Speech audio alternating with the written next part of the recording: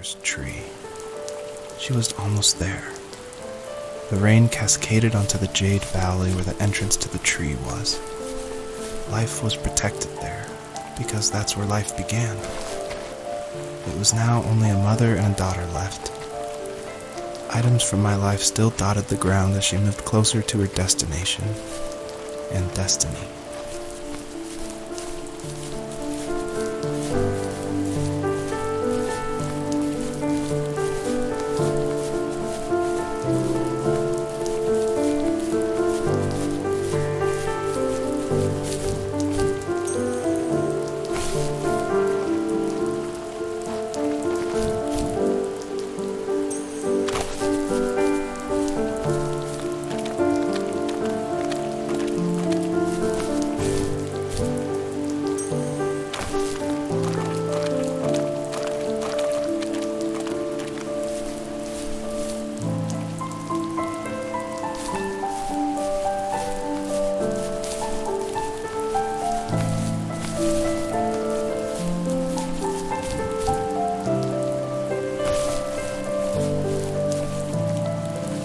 At the end of high school, I felt something I hadn't felt in a long time.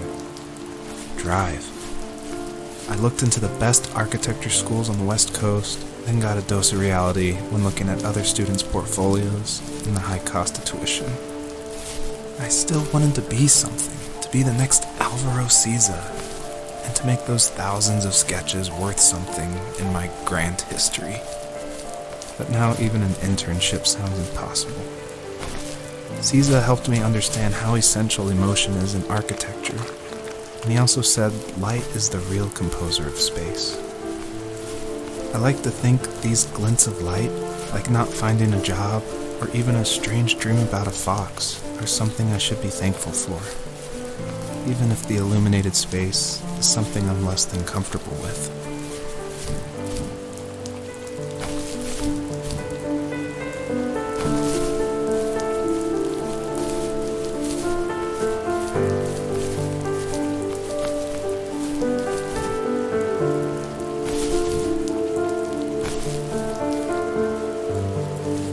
My dad was super supportive with my college plans, to a point.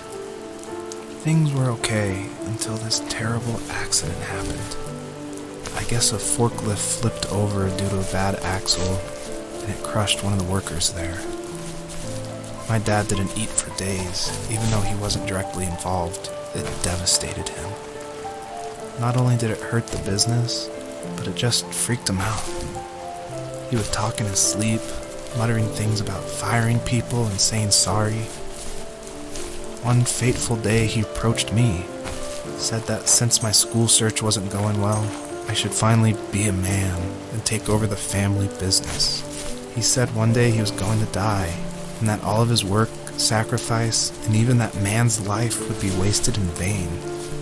I just lost it. Teenage me just exploded at the thought. I screwed up. I said things I shouldn't have. He was having a crisis, and I pretty much spit in his face.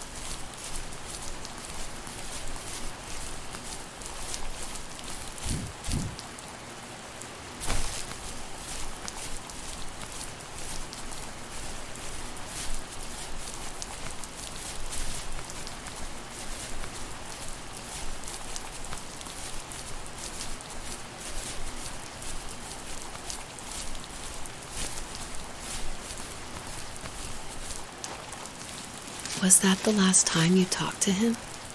No, I called on holidays, and he would call on my birthday.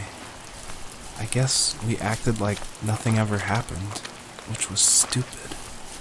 Didn't want to ask about his lumberyard, and I'm sure he didn't want to ask about my job search. I never went back and visited. I think the last conversation we had was about what movies we had seen and what exactly a best boy is in the credits. I thought he would be here so much longer.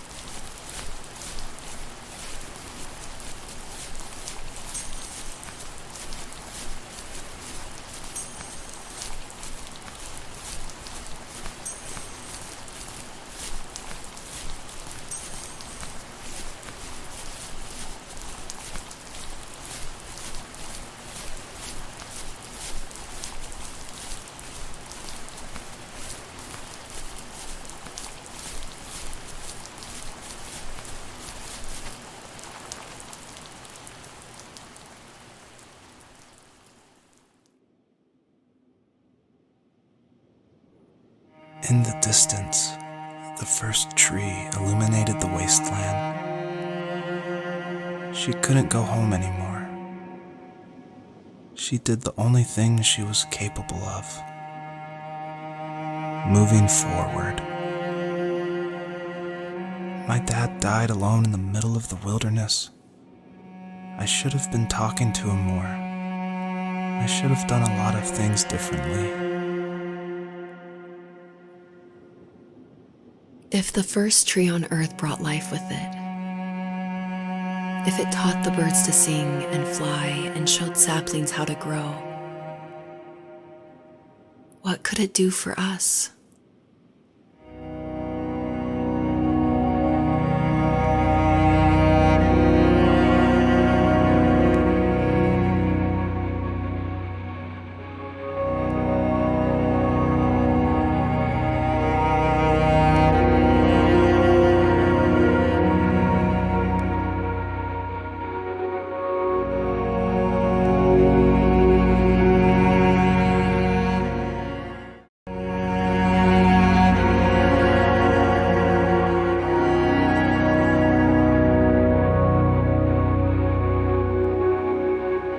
There was a letter I received yesterday from a name I didn't recognize, with a quote I can't stop thinking about. Death is not the opposite of life, but a part of it. More and more, I'm realizing one important truth. Each of us have our own journey to the first tree, but sometimes I'm not sure I'm ready to take that first step. You already have my love.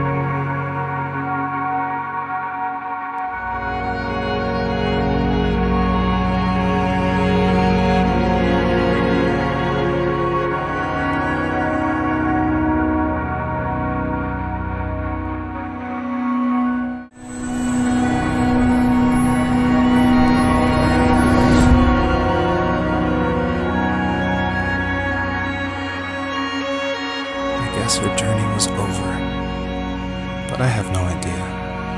It was only a dream, a distraction from tomorrow. I don't think dreams normally bring back to memory so many important feelings. Maybe it was just a dream, but it was also a gift. Yeah, I suppose.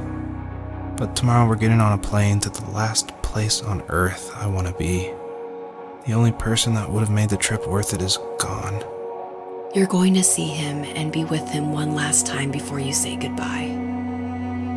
I have one last quote for you by Emerson, sealed in an imaginary letter from me to you. It is the secret of the world that all things subsist and do not die, but only retire a little from sight and afterward return again. Go to sleep, my love. We have a big day tomorrow, but I'll be there with you every step of the way. Thank you. Thanks for listening. Good night, Rachel. Good night, Joseph.